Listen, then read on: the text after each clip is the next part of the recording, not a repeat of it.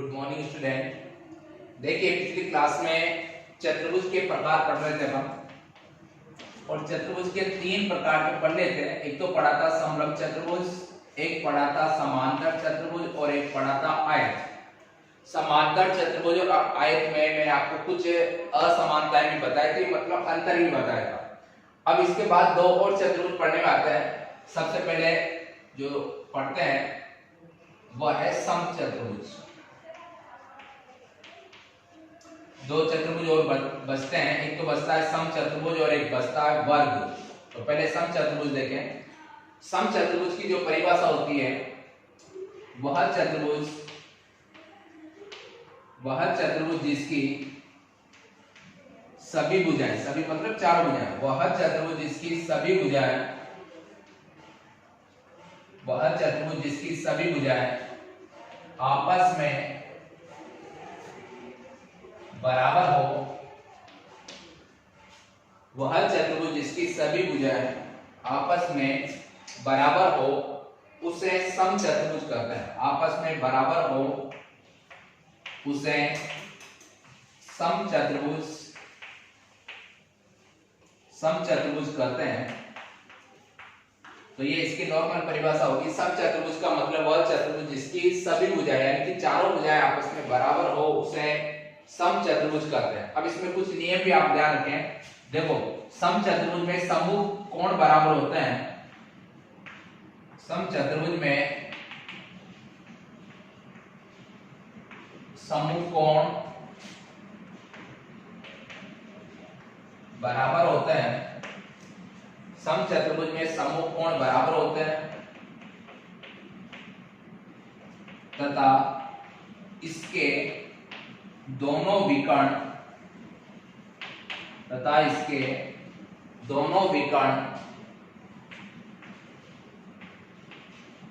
परस्पर समकोण पर समद्विभाजित करते हैं।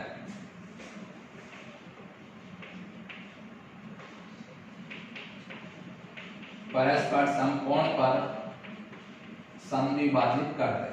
तो ये पूरी परिभाषा इसकी। वह चतुर्भुज जिसकी सभी भुजाएं आपस में बराबर हो उसे समचतुर्भुज कहते हैं।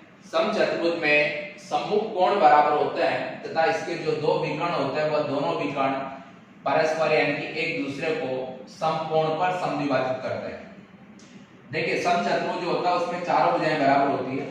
तो इस तरह से चार भुजाएं आपस में बराबर हो, इस तरह का चित्र बनाना, ए बी सी डी। तो समचतुर्भुज में चारों भुजाएं बराबर होती है। जैसे बाय द वे ये 5 सेंटीमीटर की है तो ये भी 5 की होगी, इधर भी 5 की होगी और इधर भी 5 की होगी, यानी कि चारों भुजाएं आपस में बराबर होती है। ये 6 सेंटीमीटर की तो ये भी सारी 6 की होगी। इसके बाद देखो आगे दूसरी लाइन दिखाई मैंने। समचतुर्भुज में समूह कोण बराबर होते हैं। जैसे ये कोण और ये कोण, ये आपस में समूह कोण है तो ये दोनों कोण बराबर होंगे। जैसे ये 70 डिग्री का है तो फिर ये कोण भी 70 डिग्री का होगा। ये कोण 110 का है तो फिर ये भी 110 का होगा, यानी कि आमने सामने के कोण आपस में बराबर होते हैं। तथा इसके जो दोनों विकर्ण होते हैं वह दोनों विकर्ण एक दूसरे को समकोण पर समद्विभाजित करते हैं। ये बहुत इंपॉर्टेंट पॉइंट है। जैसे ये विकर्ण जो है, ये पहला विकर्ण है, ये दूसरा विकर्ण है। तो इसके जो दोनों विकर्ण जहां पर भी क्रॉस हो रहे हैं वहां पर ध्यान देना समकोण बनता है, यानी कि यहाँ भी 90 डिग्री, यहाँ भी 90 डिग्री, यहाँ भी 90 डिग्री और यहाँ पर भी 90 डिग्री। सब जगह इस तरह से यहाँ पर समकोण बनता है, यानी कि लंबवत होता है, 90 डिग्री का कोण बनता है।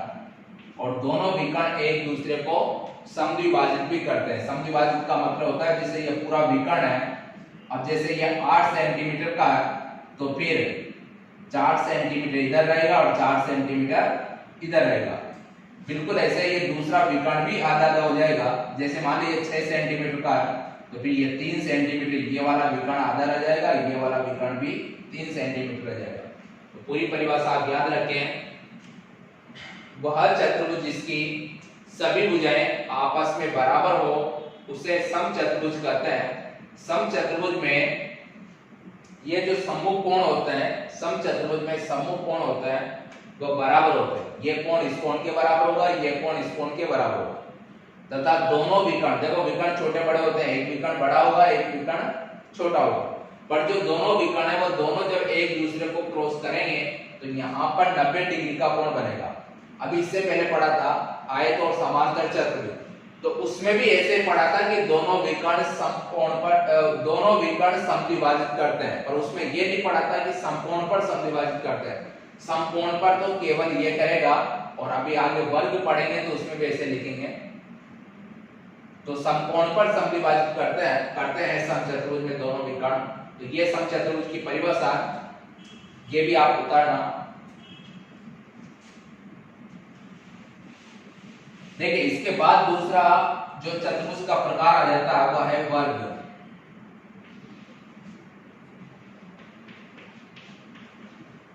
दूसरा जो प्रकार, अगला जो प्रकार है वह वर्ग आ जाता है।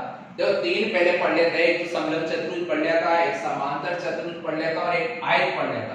तो चौथा प्रकार है समचतुर्भुज का और पांचवा प्रकार है वर्ग का। वर्ग की परिभाषा लिख रहा हूं मैं, देखो वह चतुर्भुज लगभग ऐसी है, क्या क्या अंतर है वो भी देखते रहना। वह चतुर्भुज जिसकी सभी भुजाएं, सभी यानी कि चारों भुजाएं, सभी भुजाएं आपस में बराबर हो, आपस में बराबर हो, वह चतुर्भुज जिसकी सभी भुजाएं आपस में बराबर हो उसे वर्ग कहते हैं, उसे वर्ग कहते हैं, उसे वर्ग कहते हैं। वर्ग का प्रत्येक कोण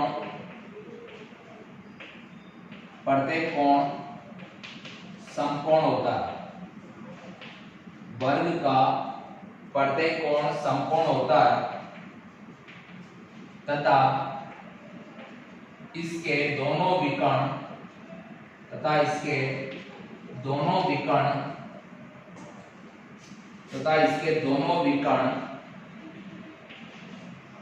बराबर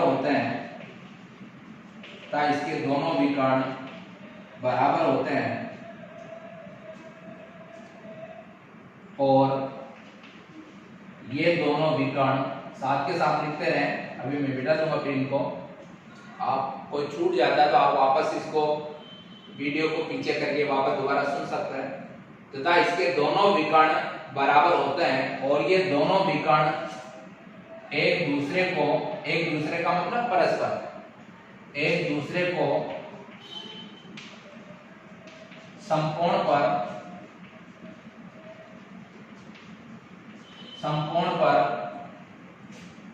और ये दोनों एक दूसरे, जो दोनों विकर्ण है वह दोनों विकर्ण एक दूसरे को समकोण पर समद्विभाजित करते हैं, समकोण पर समद्विभाजित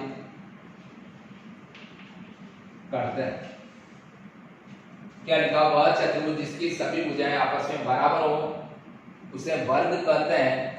वर्ग का प्रत्येक कोण समकोण होता है तथा इसके दोनों विकर्ण भी बराबर होते हैं और ये दोनों विकर्ण एक दूसरे को समकोण पर यानी कि लंबवत समद्विभाजित करते हैं। अब इसका डायग्राम भी समझे, आप चित्र समझे।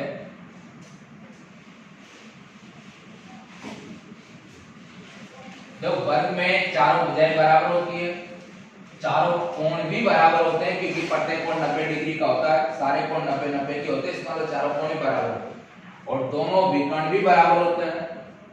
फिर आगे की चीज है, दोनों विकर्ण जो है वह एक दूसरे को लंबवत यानी कि समकोण पर समद्विभाजित करते हैं। तो पहले आप वर्ग का चित्र देखें, बिल्कुल ऐसे सीधा होता ही है जिसमें चारों भुजाएं भी बराबर होती है और एकदम लंबवत होती है सारी भुजाएं। नाम है इसका ABCD।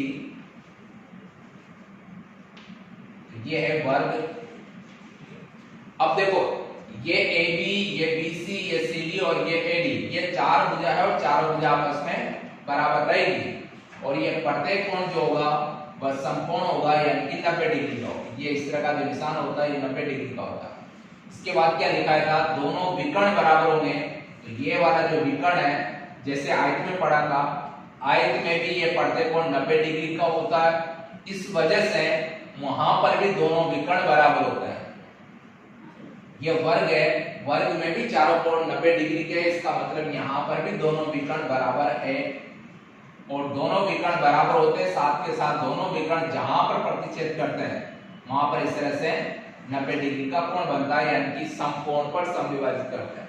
तो ये वर्ग है पूरा, चारों भुजा बराबर होती है, चारों कोण 90 डिग्री के होते हैं, दोनों विकर्ण भी बराबर होते हैं तथा दोनों विकर्ण एक दूसरे को समकोण पर समविभाजित करते हैं। तो ये पूरी परिभाषा, थोड़ा अंतर समझ लें। देखो ये समान समचतुर्भुज है,